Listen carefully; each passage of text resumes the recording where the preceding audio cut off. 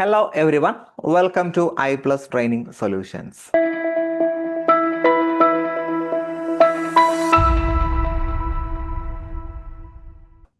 നമ്മളിന്ന് ഡിസ്കസ് ചെയ്യാൻ പോകുന്നത് ഫ്രാൻസിസ് ബേക്കൻ്റെ ഓഫ് സ്റ്റഡീസ് എന്ന എസ്സേ ആണ്.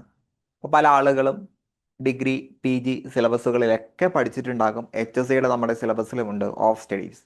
അപ്പോൾ നമ്മളതിൻ്റെ ഒറിജിനൽ എസ്സേ എടുത്ത് ഡിസ്കസ് ചെയ്യാൻ പോവുകയാണ്. കഴിഞ്ഞ ക്ലാസ്സിൽ നമ്മൾ ഡിസ്കസ് ചെയ്തതുപോലെ തന്നെ ഇവിടെ ബോൾഡായിട്ട് കൊടുത്തിരിക്കുന്നത് ഒറിജിനൽ എസ്സേയും നോർമൽ ഫോണ്ടിൽ കൊടുത്തിരിക്കുന്നത് അതിൻ്റെ എക്സ്പ്ലനേഷൻ ആണ് എന്ന് മനസ്സിലാക്കുക.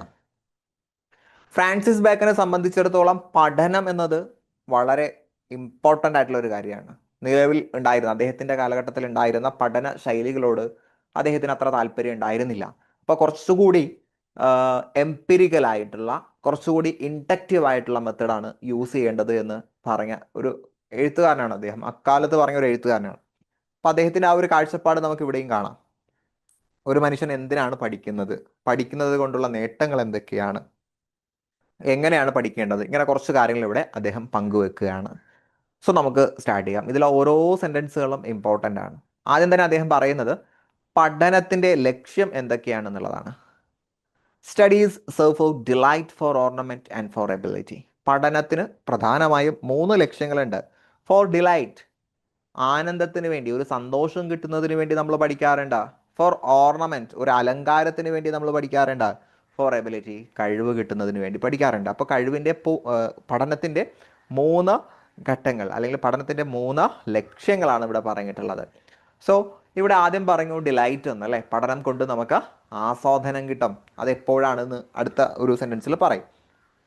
So study is an activity in whatever form brings us joy and enhance our thinking, speaking and writing ability, adding charm to our personality. പഠനം എന്ന് പറയുന്നത് നമുക്ക് ആനന്ദം നൽകുന്നു, നമുക്ക് ചിന്തയ്ക്ക് വക നൽകുന്നു, എഴുതാനും വായിക്കാനുള്ള നമ്മുടെ കഴിവിനെ കൂട്ടുന്നു, അതിലുപരി നമ്മുടെ വ്യക്തിത്വത്തെ കൂടുതൽ വികസിപ്പിക്കുന്നതാണ് പഠനം എന്ന് പറയുന്നത്. ഇതിൽ ആദ്യം നമ്മൾ പറഞ്ഞ ഡിലൈറ്റ് ഉണ്ടല്ലോ, their chief use of delight is in privateness and retiring. നമ്മൾ ഒഴിവു സമയം ആനന്ദകരമാക്കുന്നതിന് വേണ്ടി നമ്മൾ വായിക്കാറുണ്ട്, അല്ലേ? ആ ഒരു പഠനമാണ് നമുക്ക് സന്തോഷം നൽകുന്നത്. അപ്പോൾ നമ്മൾ പ്രൈവറ്റിൽ അല്ലെങ്കിൽ ഒഴിവു സമയത്ത് ഉള്ള വായനകളാണ് നമുക്ക് ആനന്ദം നൽകുന്നത്. ഇനി ഫോർ ഓർണമെൻറ്റ്, പഠനം ഓർണമെൻറ്റിന് വേണ്ടി എന്ന് പറയുന്നത് ഈസ് ഇൻ ഡിസ്കോഴ്സ്. നമ്മൾ സംസാരിക്കുമ്പോൾ അല്ലെങ്കിൽ എഴുതുന്ന സമയത്ത് പഠനം നമ്മളെ ഹെൽപ്പ് ചെയ്യുന്നുണ്ട്. അതാണ് ഓർണമെൻറ്റ്, അത് അലങ്കാരമാണ്, അല്ലേ? ഇനി ഫോർ എബിലിറ്റി, നമ്മുടെ കഴിവ് കൂട്ടുന്നതിന് വേണ്ടിയുള്ള പഠനം കൊണ്ടുള്ള ഉദ്ദേശം, അത് നമുക്ക് യൂസ്ഫുൾ ആകുന്നത് is in the judgment and disposition of business. നമ്മൾ പല കാര്യങ്ങൾ ചെയ്യുമ്പോൾ അല്ലെങ്കിൽ ഒരു കാര്യത്തെക്കുറിച്ച് ചിന്തിക്കുമ്പോൾ പഠനം നമ്മളെ സഹായിക്കുന്നുണ്ട്. അപ്പോൾ പഠനത്തിന് 3 തരത്തിലുള്ള സഹായം നമുക്ക് ചെയ്തു തരാൻ കഴിയുന്നുണ്ട്. ഒന്ന് ഡിലൈറ്റ്, ഓർണമെൻറ്റ്, എബിലിറ്റി. പഠനം നമുക്ക് ആസ്വാദകരമാകുന്നത് ഒഴിവു സമയങ്ങളിലുള്ള പഠനമാണ്. പഠനം നമുക്ക് അലങ്കാരമായി മാറുന്നത് പഠിച്ചതനുസരിച്ച് നമുക്ക് എഴുതാനും സംസാരിക്കാനും കഴിയുമ്പോഴാണ്. പഠനം നമ്മുടെ കഴിവിനെ പരിപോഷിപ്പിക്കുന്നത് കൊണ്ടുള്ള ഉപയോഗം നമുക്ക് കിട്ടുന്നത് നമ്മുടെ പ്രവർത്തനങ്ങളിലൊക്കെ പഠനത്തെ നമ്മൾ ഉപയോഗപ്പെടുത്തുമ്പോഴാണ്. Clear? So study is always a private activity which people engage in when they are alone and in the privacy of their homes. It helps them in relaxation after a strenuous routine when the body and mind need to slow down. അപ്പോൾ നമുക്ക് വളരെ പ്രൈവറ്റായി ഒരു റിലാക്സേഷന് വേണ്ടി നമ്മൾ പഠിക്കാറുണ്ട്. അത് മിക്കവാറും നമ്മൾ പറയുന്ന ആ ഒരു എക്സ്റ്റെൻസീവ് റീഡിംഗ് ഉണ്ടല്ലോ, നോവൽ വായിക്കുക അല്ലെങ്കിൽ കഥകൾ വായിക്കുക, ഇതൊക്കെ നമ്മൾ റിലാക്സ് ചെയ്യുന്നതിന് വേണ്ടി ചെയ്യുന്ന സാധനമാണ്. അപ്പോൾ അത് നമുക്ക് ആനന്ദം നൽകുന്ന തരത്തിലുള്ള പഠനമാണ്. ഇനി പഠനം നമുക്ക് sharpens our intellect, helping us to judge things soundly. ഓരോ കാര്യങ്ങളും കൃത്യമായിട്ട് അനലൈസ് ചെയ്യാൻ പഠനം നമ്മളെ സഹായിക്കുന്നുണ്ട്. അപ്പോൾ അത് പഠനം നമ്മുടെ എബിലിറ്റിയെ കൂട്ടുന്നതാണ്. ഇനി നമ്മുടെ സംസാരത്തിലും നമ്മുടെ എഴുത്തിലും കുറച്ചുകൂടി നന്നായിട്ട് കാര്യങ്ങൾ കമ്മ്യൂണിക്കേറ്റ് ചെയ്യാൻ വേണ്ടി നമ്മളെ സഹായിക്കുന്നുണ്ട്. അപ്പോൾ അവിടെ പഠനത്തിൻ്റെ ഓർണമെൻറ്റ് എന്ന് പറയുന്ന പർപ്പസാണ് അവിടെ കാണാൻ പറ്റുന്നത്. ക്ലിയർ? ദെൻ അദ്ദേഹം കണ്ടിന്യൂ ചെയ്യുകയാണ്. For expert man can execute and perhaps judge of particulars one by one. ഇപ്പോൾ എക്സ്പെർട്ട്, അനുഭവ സമ്പത്തുള്ള ഒരു വ്യക്തിയെ സംബന്ധിച്ചിടത്തോളം, ഇപ്പോൾ പഠനവും അനുഭവ സമ്പത്തും തമ്മിലുള്ള വ്യത്യാസം പറയാണ്. ഒരാൾ കാര്യങ്ങളൊന്നും പഠിച്ചിട്ടില്ല, പക്ഷെ അയാൾക്ക് എക്സ്പീരിയൻസ് ഉണ്ട് എങ്കിൽ ആ ഒരു കാര്യം പ്രവർത്തിക്കാൻ അയാൾക്ക് കഴിയുമായിരിക്കാം, അല്ലെങ്കിൽ ചില വസ്തുക്കളെക്കുറിച്ച് വിലയിരുത്താൻ അയാൾക്ക് കഴിയുമായിരിക്കാം. എന്നാൽ But the general counsels and the plots and marshalling of affairs come best from those that are learned. പഠിച്ച ഒരാൾക്ക് മാത്രമേ ഒരു കാര്യത്തെക്കുറിച്ച് കൃത്യമായിട്ടും അവലോകനം നടത്തി സ്ട്രാറ്റജി ബിൽഡ് ചെയ്ത് ഒരു കാര്യം നടത്താൻ വേണ്ടി കഴിയുള്ളൂ. അപ്പോൾ എക്സ്പീരിയൻസ് മാത്രമുണ്ടെങ്കിൽ എക്സ്പീരിയൻസിൻ്റെ അടിസ്ഥാനത്തിൽ ഒരാൾക്ക് ചിലപ്പോൾ ഒരു കുറച്ച് കാര്യങ്ങൾ ചെയ്യാൻ പറ്റും, അല്ലെങ്കിൽ ഒരു കാര്യം നല്ലതാണോ ചീത്തയാണെന്നോ വിലയിരുത്താൻ പറ്റും. എന്നാൽ ജനറൽ കൗൺസിൽസ് എന്ന് പറഞ്ഞാൽ പൊതുകാര്യങ്ങളെല്ലാം കൃത്യമായിട്ട് മനസ്സിലാക്കി plots and marshalling of affairs, ഓരോ കാര്യങ്ങളും സ്ട്രാറ്റജി ബിൽഡ് ചെയ്ത് എക്സിക്യൂട്ട് ചെയ്യാൻ പറ്റുന്നത് ആർക്ക് മാത്രമാണ്, അഥവാ സാഹചര്യത്തിനനുസരിച്ച് കൃത്യമായിട്ടും പ്ലാൻ ചെയ്ത് പ്രാവർത്തികമാക്കാൻ കഴിയുന്നത് പഠിച്ചൊരു വ്യക്തിക്ക് മാത്രമാണ് എന്ന് അദ്ദേഹം പറയുകയാണ്. Clear? So it enables the learned men who have studied extensively to critically examine issues and arrive at the right conclusion. പഠിച്ച ഒരാൾക്ക് മാത്രമാണ് ഒരു വിഷയത്തെക്കുറിച്ച് ആഴത്തിൽ ചിന്തിക്കുകയും ശരിയായിട്ടുള്ള ഒരു കൺക്ലൂഷനിൽ എത്താൻ പറ്റുകയും ചെയ്യുന്നത് പഠിച്ച ഒരാൾക്കാണ്. They can garner data, facts and arguments or against a particular view rationally. ഒരു വിഷയത്തെക്കുറിച്ച് അതിന് അനുകൂലമായും പ്രതികൂലമായിട്ടും ഡാറ്റാസ് കളക്ട് ചെയ്ത് തീരുമാനമെടുക്കാൻ പറ്റുന്നത് പഠിച്ച ഒരാൾക്ക് മാത്രമാണ്. അപ്പോൾ എക്സ്പീരിയൻസ് മാത്രം കൊണ്ട് കാര്യമില്ല, പഠനം കൂടി വേണം. So such intelligent analysis of facts improves the soundness and quality of their judgment. അപ്പോൾ എക്സ്പേർട്ട് ആയിട്ടുള്ള ഒരാൾക്ക് ചിലപ്പോൾ ജഡ്ജ്മെൻറ്റ് നടത്താൻ കഴിയും, പക്ഷേ വസ്തുതകൾ വെച്ച് ഫാക്റ്റ് വെച്ച് അനലൈസ് ചെയ്യാൻ പറ്റുന്നത് ആർക്ക് മാത്രമാണ്? പഠിച്ച ഒരാൾക്ക് മാത്രമാണ്. അപ്പം നമ്മൾ വസ്തുതകൾ വെച്ച് അവലോകനം ചെയ്യുമ്പോഴാണ് നമ്മുടെ ജഡ്ജ്മെൻറ്റിന് ക്വാളിറ്റി ഉണ്ടാകുന്നത്, അല്ലേ? ഇപ്പോൾ ചില ആളുകൾ പറയും അതിനകത്ത് എന്തോ പ്രശ്നമുണ്ട്, പക്ഷേ പ്രശ്നം എന്താണെന്ന് എനിക്ക് പറയാൻ പറ്റില്ല. അത് എക്സ്പീരിയൻസ് ഉള്ള ആളുകൾക്ക് ഒരു പക്ഷേ ഒരു കാര്യം കണ്ടാൽ അതിൽ പ്രശ്നമുണ്ട്. ഇപ്പോൾ ഒരു മെക്കാനിക്ക്, അയാൾ യന്ത്രങ്ങളുടെ പ്രവർത്തനങ്ങൾ കൃത്യമായിട്ടും പഠിച്ചിട്ടില്ല എങ്കിലും അയാൾക്ക് വണ്ടിക്ക് പ്രശ്നമുണ്ടെന്ന് പറയാൻ പറ്റും. എന്താണ് പ്രശ്നം ചിലപ്പോൾ അയാൾക്ക് വിവരിക്കാൻ കഴിയില്ല. അതിന് പഠിച്ച ഒരാൾ തന്നെ വേണം. ഓക്കെ അല്ലേ? ദെൻ വീണ്ടും അദ്ദേഹം തുടരുകയാണ്. To spend too much time in studies is sloth. അപ്പോൾ പഠനം നല്ലതാണ്, പക്ഷെ നമ്മൾ ഒരുപാട് സമയം കുത്തിയിരുന്ന് പഠിക്കുക എന്നുള്ളത് മടുപ്പുണ്ടാക്കുന്നതാണ്, അല്ലെ? ഒരുപാട് സമയം പഠനത്തിന് വേണ്ടി ചിലവഴിക്കുക മടുപ്പുളവാക്കുന്നതാണ്. ഇനി to use them too much for ornament is affectation. ഇനി ഒരാൾ പഠനം ഉപയോഗിച്ച് അയാളുടെ സംസാരവും എഴുത്തും ഒരുപാട് അങ്ങോട്ട് ഓർണമെന്റലാക്കിയാൽ അത് അയാളുടെ അഹങ്കാരമാണ്, അല്ലേ? പഠിച്ച് എനിക്കെല്ലാം അറിയാം എന്ന രീതിയിൽ സംസാരവും അയാളുടെ കമ്മ്യൂണിക്കേഷനൊക്കെ ഓർണമെന്റലാക്കി മാറ്റിയാൽ ആളുകൾ പറയും അയാൾ അഹങ്കാരിയാണെന്ന് പറയും. ഇനി to make judgment wholly by the rules is the humour of a scholar. എന്ത് കാര്യം ചെയ്താലും നമ്മൾ പഠിച്ച കാര്യങ്ങൾ കൊണ്ട് അപ്ലൈ ചെയ്തേ ചെയ്യുള്ളൂ. ഇത് അയാളെ മറ്റുള്ള ആളുകളുടെ മുന്നിൽ പരിഹാസപാത്രമാക്കും. അപ്പോൾ 3 കാര്യങ്ങൾ പറഞ്ഞു. ഒരുപാട് സമയം പഠിക്കുന്നത് ഒരാളിൽ മടുപ്പുണ്ടാക്കും.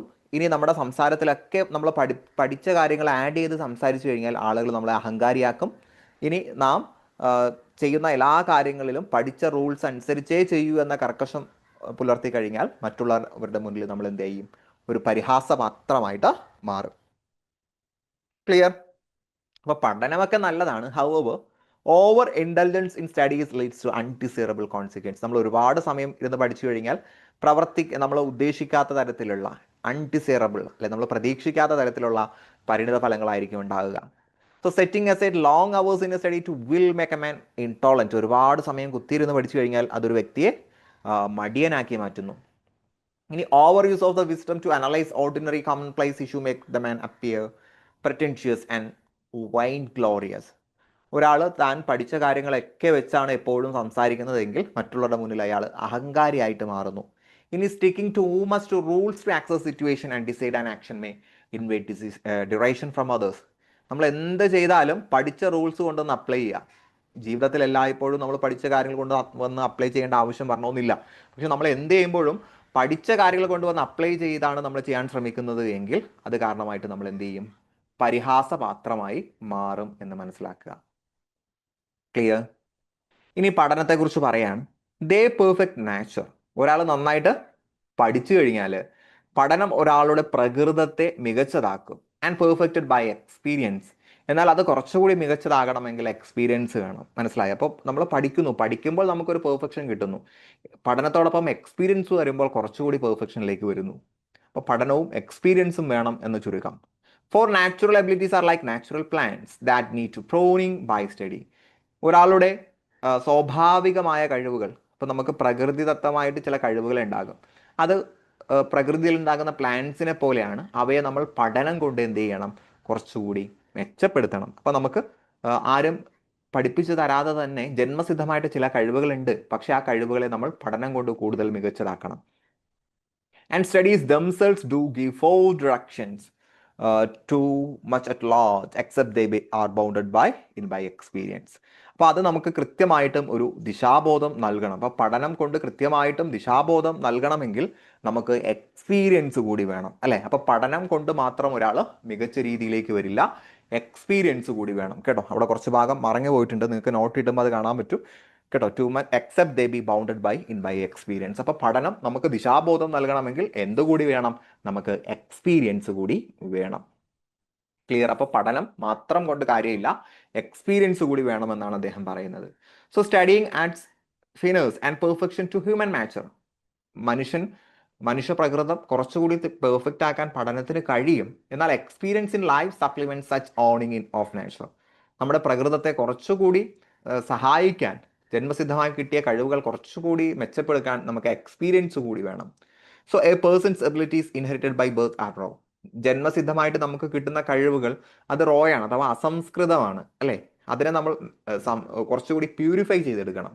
Only when they are carefully worked upon and honed the inborn abilities will the best benefit to us. അപ്പം നമുക്ക് ജന്മസിദ്ധമായി കിട്ടിയ കഴിവുകളെ മെച്ചപ്പെടുത്തിയെടുക്കുമ്പോഴാണ് കുറച്ചുകൂടി അത് റിഫൈൻഡ് ആകുന്നത്. അതിനെ നമ്മൾക്ക് എങ്ങനെ മെച്ചപ്പെടുത്തിയെടുക്കാൻ പറ്റും? പഠനത്തിലൂടെ. Studying is the whetstone that we use to sharpen our abilities. നമുക്ക് ജന്മസിദ്ധമായി കിട്ടിയ കഴിവുകളെ മെച്ചപ്പെടുത്താൻ പഠനം നമ്മളെ സഹായിക്കുന്നു.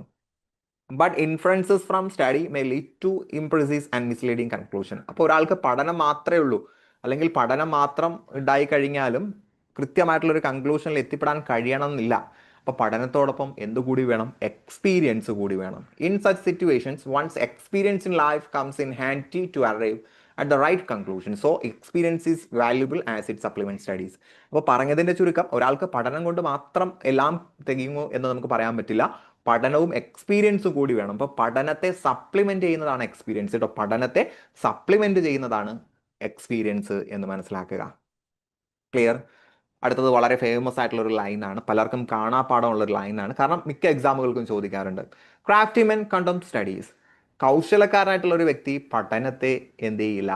പഠനത്തെ അയാൾ നല്ലതായിട്ട് കരുതില്ല, അഥവാ പഠനത്തെ അയാൾക്ക് പുച്ഛമായിരിക്കും, അല്ലെ? ക്രാഫ്റ്റിമാൻ എന്ന് പറഞ്ഞാൽ കുതന്ത്ര അല്ലെങ്കിൽ കൗശലക്കാരനായിട്ടുള്ള ഒരു വ്യക്തി, അല്ലെങ്കിൽ ധിക്കാരിയായിട്ടുള്ള ഒരു വ്യക്തിക്ക് പഠനത്തോട് താല്പര്യം ഉണ്ടാവില്ല.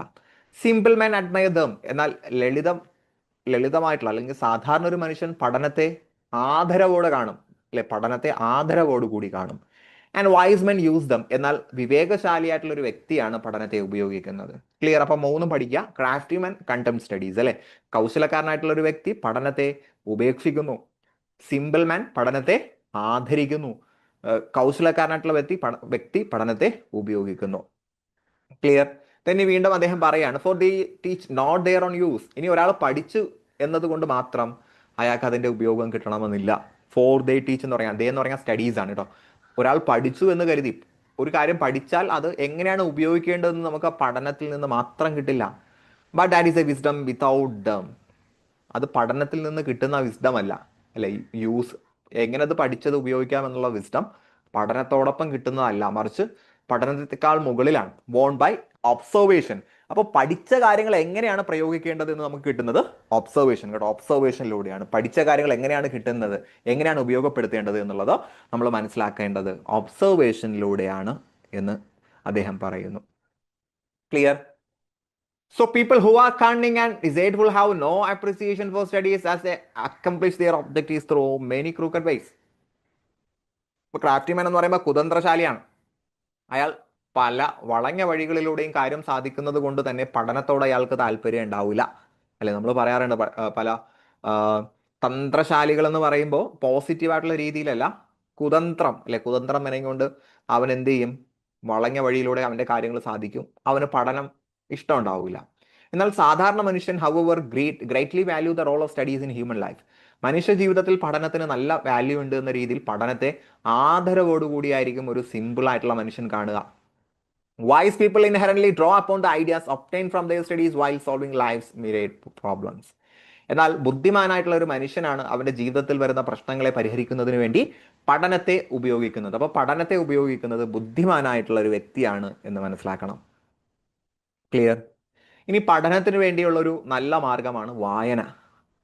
അപ്പൊ നമ്മൾ എന്തിനു വേണ്ടിയാണ് വായിക്കേണ്ടത്? റീഡ്, വായിക്കണം. Not to contradict and confute. വായിക്കുന്ന കാര്യങ്ങളെ എതിർക്കുന്നതിന് വേണ്ടിയോ തർക്കിക്കുന്നതിന് വേണ്ടിയോ അല്ല. അപ്പൊ തർക്കിക്കാനോ എതിർക്കാനോ അല്ല വായിക്കേണ്ടത്.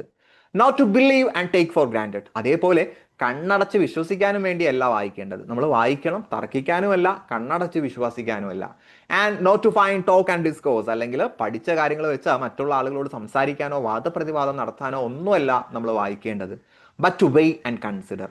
നേരെ മറിച്ച് ശരി ഏത് തെറ്റ് ഏത് എന്ന് അളന്നു തിട്ടപ്പെടുത്താൻ, കൺസിഡർ ചെയ്യാനാണ് നമ്മൾ പഠിക്കേണ്ടത്. അപ്പോൾ ബേക്കൻ്റെ അഭിപ്രായത്തിൽ നമ്മൾ വായിക്കേണ്ടത് ടു വെയ് ആൻഡ് കൺസിഡർ. വെയ് എന്ന് പറയുമ്പോൾ ഒരു കാര്യം നല്ലതാണോ ചീത്തയാണോ എന്ന് അളന്നു തിട്ടപ്പെടുത്താൻ, കൺസിഡർ ചെയ്യാനാണ് നമ്മൾ വായിക്കേണ്ടത്. നേരെ മറിച്ച് ഒരു കാര്യം വായിച്ച് അതിനെ എതിർക്കാൻ വേണ്ടിയല്ല, അല്ലെങ്കിൽ ഒരു കാര്യം വായിച്ച് അതിനെ കണ്ണടച്ച് വിശ്വസിക്കാൻ വേണ്ടിയല്ല. ക്ലിയർ? ഇപ്പൊ നമ്മൾ ചില ഇഷ്ടമില്ലാത്ത ഒരാളെ കുറിച്ചുള്ള ലേഖനങ്ങൾ നമ്മൾ വായിക്കുന്നത് ആ പറഞ്ഞിരിക്കുന്ന കാര്യങ്ങളെ നമ്മൾ എതിർക്കാൻ വേണ്ടിയായിരിക്കും. അങ്ങനത്തെ വായന ശരിയല്ല എന്നാണ്. ഇനി ചില പുസ്തകങ്ങൾ നമ്മൾ വായിച്ച് കണ്ണടച്ച് വിശ്വസിക്കും. അങ്ങനെ കണ്ണടച്ച് വിശ്വസിക്കുന്നതും ശരിയല്ല. നമ്മൾ വായിച്ചിട്ട് അത് ശരി ഏതാണ് തെറ്റ് ഏതാണ് എന്ന് മനസ്സിലാക്കാൻ വേണ്ടിയായിരിക്കണം വായിക്കേണ്ടത്. അപ്പോൾ വായിക്കുന്ന കാര്യങ്ങളെല്ലാം കണ്ണടച്ച് വിശ്വസിക്കാനോ പൂർണ്ണമായിട്ടും മുൻവിധിയോടെ തള്ളിക്കളയാനോ പാടില്ല എന്നാണ് അദ്ദേഹം പറയുന്നത്. ക്ലിയർ? അപ്പൊ നല്ലൊരു വിവേകശാലിക്ക് മാത്രമേ അതിന് കഴിയുള്ളൂ. So the aim of reading and acquiring knowledge must not be to aggressively refute others' views or accept the writer's view as gospel truth.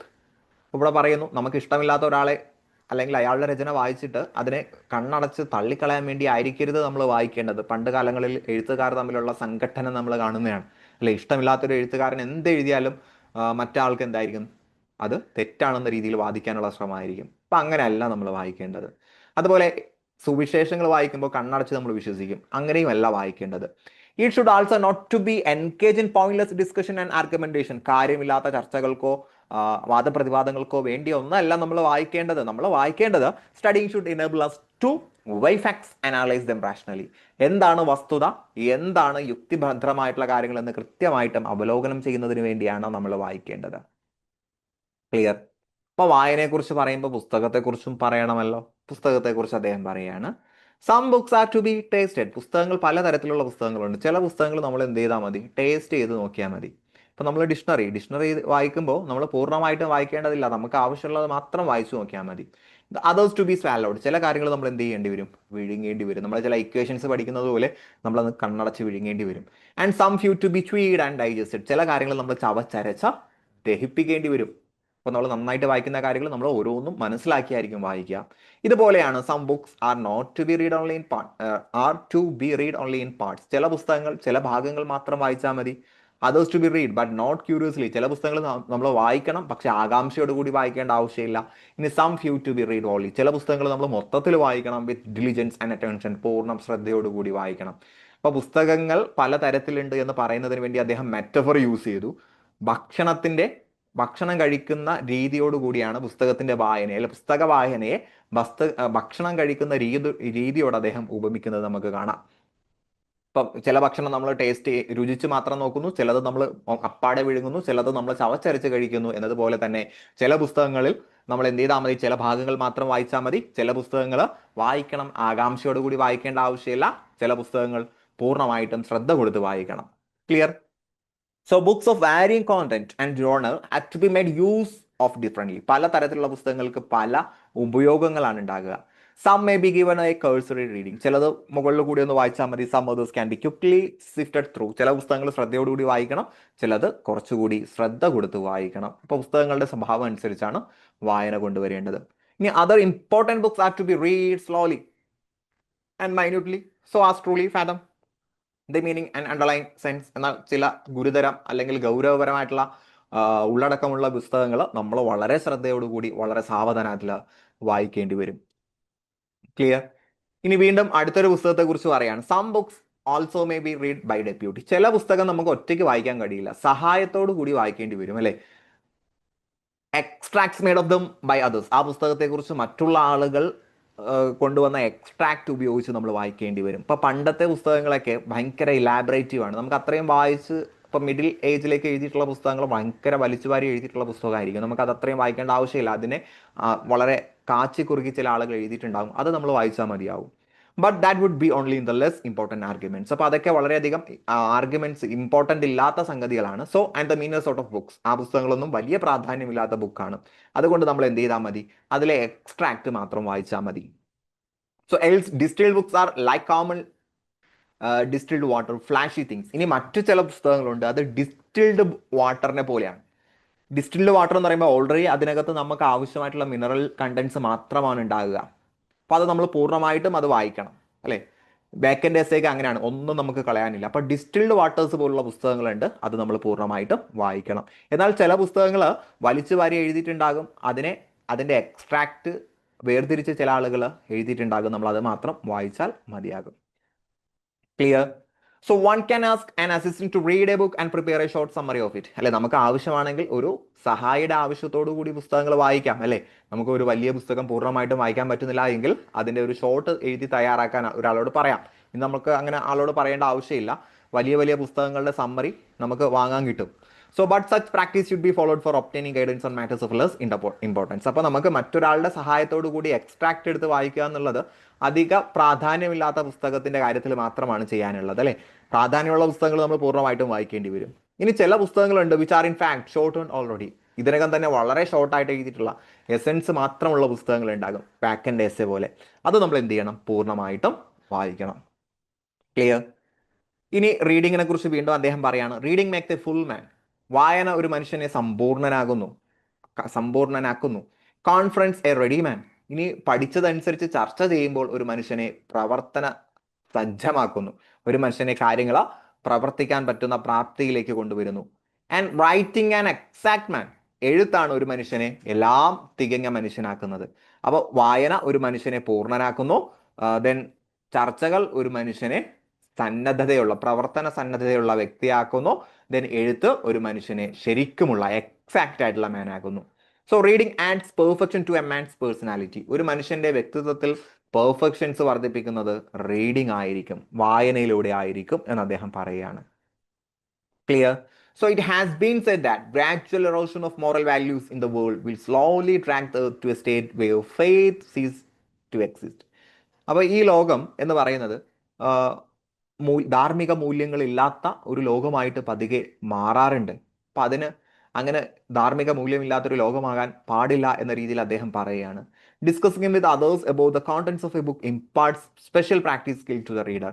നമ്മൾ വായിച്ചു കഴിഞ്ഞാൽ നമ്മൾ പൂർണ്ണനാകുന്നു. അപ്പോൾ നമ്മൾ വായിക്കുന്നത് അനുസരിച്ച് പ്രവർത്തിക്കാൻ കഴിയണമെങ്കിൽ ആ പുസ്തകത്തെക്കുറിച്ച് അറിവുള്ള ആളുകളുമായിട്ട് നമ്മൾ ഡിസ്കഷൻസ് നടത്തണം. അപ്പോൾ നമുക്ക് ആ പുസ്തകത്തിൽ പറഞ്ഞിരിക്കുന്ന കാര്യങ്ങൾ അനുസരിച്ച് പ്രവർത്തിക്കാനുള്ള ഒരു കഴിവ് കൂടി കിട്ടും.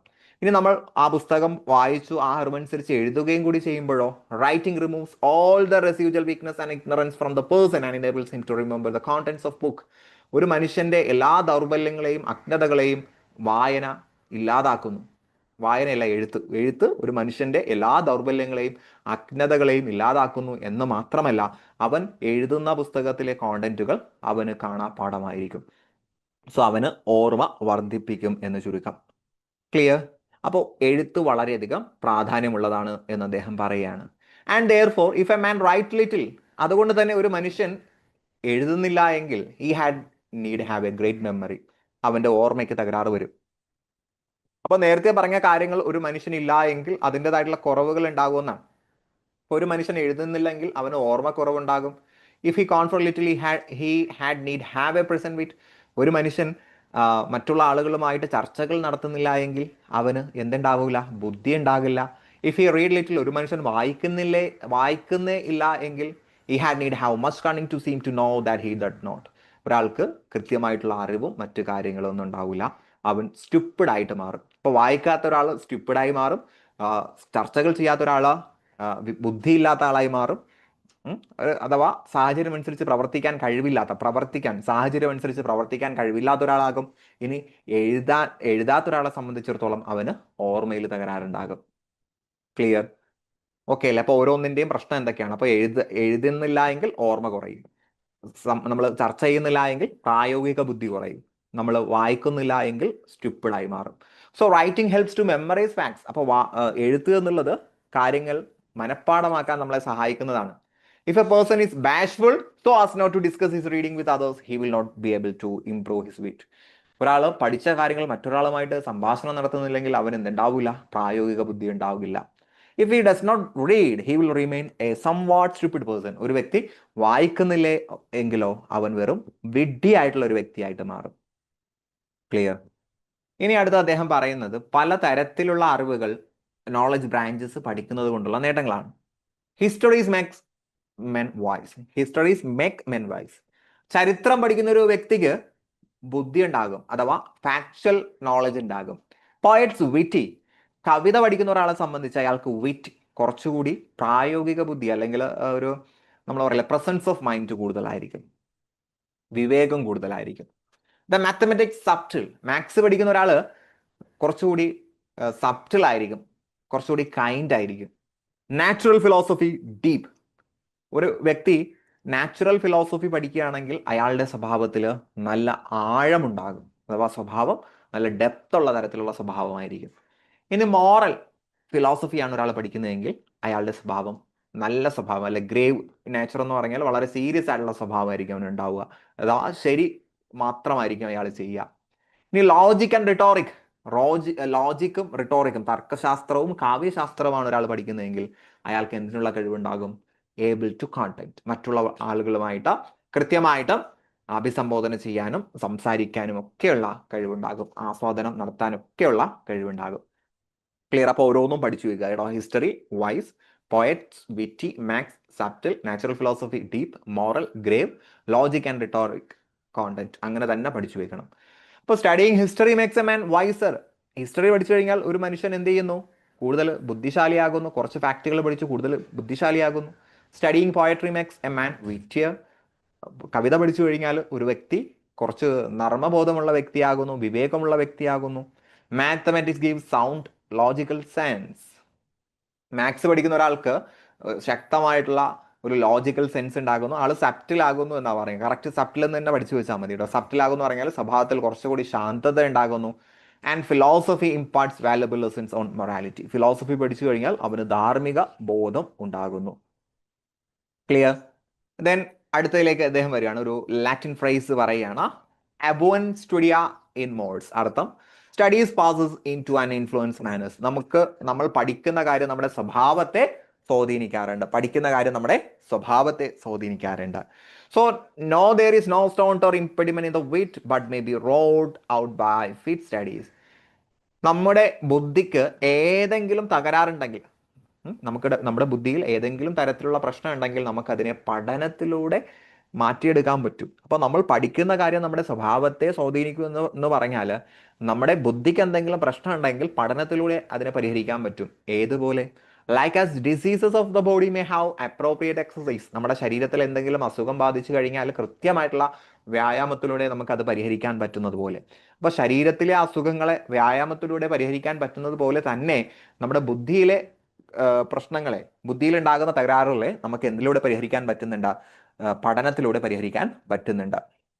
ക്ലിയർ? അപ്പോൾ പഠനം ബുദ്ധിയുടെ പ്രശ്നങ്ങളെ പരിഹരിക്കുന്നത്, ഒരു അസുഖത്തെ വ്യായാമം പരിഹരിക്കുന്നതിനോട് അദ്ദേഹം ഉപമിക്കുകയാണ്. So wit is God given gift. ബുദ്ധി എന്ന് പറയുന്നത് ദൈവം നൽകിയിട്ടുള്ള അനുഗ്രഹമാണ്. It is present in everybody. എല്ലാ വ്യക്തികളിലും എന്തുണ്ട്? ബുദ്ധിയുണ്ട്. However it can be sharpened by selective study. അപ്പോൾ നമുക്ക് ഏത് തരത്തിലുള്ള ബുദ്ധിയാണോ വേണ്ടത് ആ ഒരു തരത്തിലായിരിക്കണം നമ്മൾ എന്ത് ചെയ്യേണ്ടത്? പഠിക്കേണ്ടത്. So this is akin to where certain weakness of the human body are cured by appropriate physical exercise. ഒരു മനുഷ്യന്റെ ശരീരത്തിലുള്ള ദൗർബല്യങ്ങൾ, അതിന് ആ ദൗർബല്യത്തെ പരിഹരിക്കാൻ ഏത് എക്സസൈസ് ആണോ ചെയ്യേണ്ടത് അത് ചെയ്യുമ്പോൾ മാറുന്നത് പോലെ നമ്മുടെ ബുദ്ധിയിൽ എങ്ങനത്തെ ന്യൂനതയാണോ ഉള്ളത് അത് മറികടക്കാൻ പറ്റുന്ന എക്സസൈസ് നമ്മൾ ചെയ്താൽ അത് മാറും. Then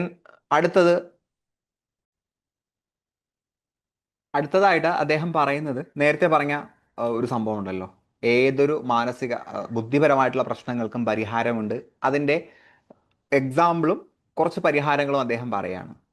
bowling is good for the stone and brains. നമ്മൾ പറഞ്ഞില്ലേ, നമ്മുടെ ശരീരത്തിൻ്റെ അസുഖങ്ങൾക്ക് വ്യായാമത്തിലൂടെ നമുക്ക് ശമനം കാണാൻ പറ്റുമെന്നുള്ളത്. അപ്പോൾ ബൗളിംഗ് പന്തെറിയുക എന്നുള്ളത് നമ്മുടെ വൃക്ഷണത്തിനും കിഡ്നിക്കും നല്ലതാണ്. സ്റ്റോൺ ആൻഡ് ബ്രെയിൻസ് എന്ന് പറഞ്ഞാൽ വൃക്ഷണവും കിഡ്നിയും. അപ്പോൾ വൃക്ഷണത്തിലും കിഡ്നിയിലും പ്രശ്നമുള്ള ആളുകൾ ബൗളിംഗ് ചെയ്താൽ മതി. Shooting for the lungs and broast, shooting നമ്മുടെ ശ്വാസകോശത്തിനും നമ്മുടെ ചെസ്റ്റിനും നല്ലതാണ്. Gentle walking for the stomach, സാവധാനത്തിലുള്ള നടത്തം നമ്മുടെ വയറിന് നല്ലതാണ്. Riding for the head and the like, അതുപോലെ കുതിരസവാരി നമ്മുടെ തലയ്ക്ക് നല്ലതാണ്. ഇതുപോലെ ദേ ക്യൂർ മെനി എയിൽമെന്റ്സ്, ഇങ്ങനെ എക്സസൈസ് ചെയ്താൽ പല അസുഖങ്ങളും മാറും. ഇതുപോലെ തന്നെയാണ്. സോ ഇഫ് എ മാൻസ് വിറ്റ് ബി വാണ്ടറിങ്, ഒരാൾക്ക് ശ്രദ്ധ കുറവുണ്ട്. വിറ്റ് ബി വാണ്ടറിങ് എന്ന് പറഞ്ഞാൽ ഒരാൾക്ക് ശ്രദ്ധ കുറവുണ്ട്. Let him study the mathematics, എങ്കിൽ അവൻ മാത്സ് പഠിക്കട്ടെ. അപ്പോൾ ശ്രദ്ധ കുറവുള്ള ഒരാൾ മാത്സ് പഠിച്ചാൽ അയാളുടെ ശ്രദ്ധ കൂടും.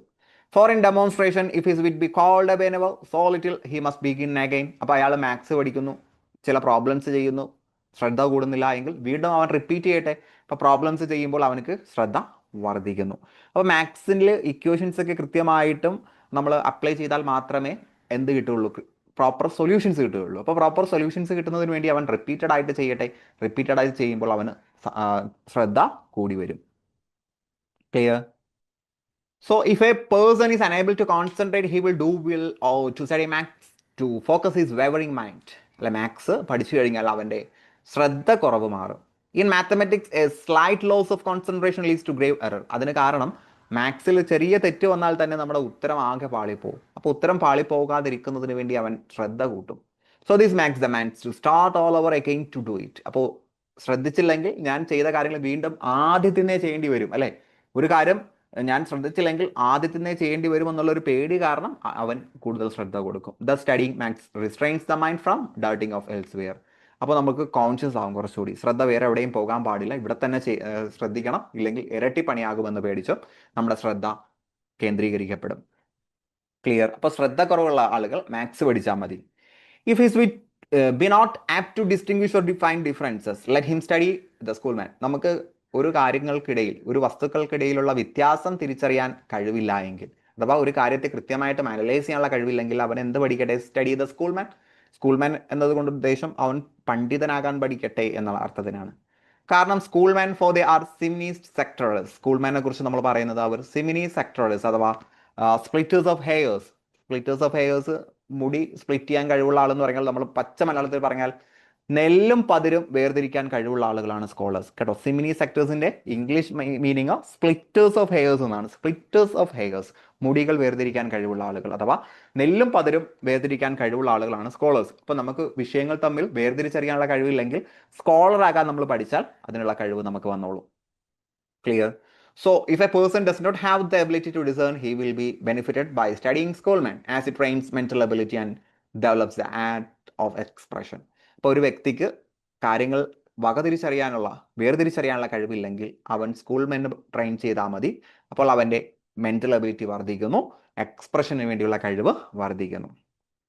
ക്ലിയർ? ദെൻ അവസാനമായിട്ട് അദ്ദേഹം പറയാണ്, if he be not apt to beat over matters. ഒരു കാര്യം കൃത്യമായിട്ടും സമർത്ഥിക്കാനുള്ള കഴിവില്ലെങ്കിൽ, അല്ലെ, അവനൊരു കാര്യം അറിയാം, പക്ഷെ അറിയുന്ന കാര്യം സമർത്ഥിക്കാനുള്ള കഴിവില്ല. And to call upon one thing to prove and illustrate another. ഒരു വിഷയത്തെ കൃത്യമായിട്ടും തെളിയിക്കാനോ ഇലിസ്ട്രേറ്റ് ചെയ്യാനോ കഴിവില്ലെങ്കിൽ let him study the lawyers case. അവൻ നിയമം പഠിക്കട്ടെ. അപ്പോൾ അവന് കാര്യങ്ങളൊക്കെ അറിയാം, പക്ഷെ അറിഞ്ഞ കാര്യങ്ങൾ സമർത്ഥിക്കാനുള്ള കഴിവില്ലെങ്കിൽ ലോയർ ആകാൻ പഠിക്കട്ടെ. അപ്പോൾ ലോയേഴ്സ് അല്ലേ അങ്ങനെ ചെയ്യുക, അല്ലേ? പറഞ്ഞ കാര്യങ്ങൾ സമർത്ഥിക്കാനുള്ള കഴിവ് ലോയേഴ്സിനല്ലേ കൂടുതൽ, അവൻ അത് പഠിക്കട്ടെ. So every defect of the mind have A special receipt. So ചുരുക്കം പറഞ്ഞാൽ നമ്മുടെ മനസ്സിൽ ഏതൊരു പ്രശ്നത്തിനും കൃത്യമായിട്ടും പരിഹാരം ഉണ്ട്. ഇപ്പൊ ഇവിടെ 3 പരിഹാരങ്ങളാണ് അദ്ദേഹം പറഞ്ഞത്. ശ്രദ്ധയില്ലാത്ത ആളുകൾ ശ്രദ്ധ കൂടാൻ മാത്സ് പഠിക്കട്ടെ. കാര്യങ്ങൾ വേർതിരിച്ചറിയാൻ കഴിയാത്ത ആളുകൾ സ്കൂൾമാൻ ആകാൻ പഠിക്കട്ടെ. അറിയുന്ന കാര്യങ്ങൾ കൃത്യമായിട്ട് പറഞ്ഞ് കൺവിൻസ് ചെയ്യാൻ കഴിവില്ലാത്ത ആളുകൾ ലോ പഠിക്കട്ടെ. So if a person is unable to garner facts and manipulate them to put across with his views convincingly, studying law will help him. Thus, every deficiency of mind can be addressed by appropriate reading. അപ്പോൾ കൃത്യമായിട്ടും ഒരു മനുഷ്യന് അവൻ അറിയുന്ന കാര്യങ്ങൾ പറഞ്ഞ് convince ചെയ്യാൻ കഴിവ് കുറവാണെങ്കിൽ അവൻ എന്ത് പഠിക്കട്ടെ? ലോ പഠിക്കട്ടെ. ഇങ്ങനെ ഓരോ മനുഷ്യൻ്റെയും എല്ലാ പിഴവുകൾക്കും കൃത്യമായിട്ടുള്ള പരിഹാരമുണ്ട് എന്ന് പറഞ്ഞുകൊണ്ടാണ് നമ്മുടെ എസ്സേ അവസാനിക്കുന്നത്. ക്ലിയർ? അപ്പോൾ ഓഫ് സ്റ്റഡീസ് വളരെ സിമ്പിൾ ആയിട്ടുള്ള ഒരു എസ്സേയാണ്, വളരെ ഇമ്പോർട്ടൻ്റ് ആണ്. അപ്പോൾ പഠിച്ചു വെക്കുക. അടുത്ത ക്ലാസ്സിൽ നമുക്ക് ഓഫ് ട്രൂത്ത് കൂടി പഠിക്കാം. അതോടുകൂടി നമ്മൾ ഈ ഒരു മേഖല കംപ്ലീറ്റ് ചെയ്യുന്നതാണ്. സോ ഡിയേഴ്സ്, നന്നായിട്ട് പഠിക്കുക. നിങ്ങൾ ആഗ്രഹിക്കുന്ന സ്വപ്ന ജോലിയിലേക്ക് എത്രയും പെട്ടെന്ന് എത്തിപ്പെടാൻ കഴിയട്ടെ എന്ന് ആശംസിച്ചുകൊണ്ട് ഞാൻ നിർത്തുന്നു. Wish you good luck and good bye.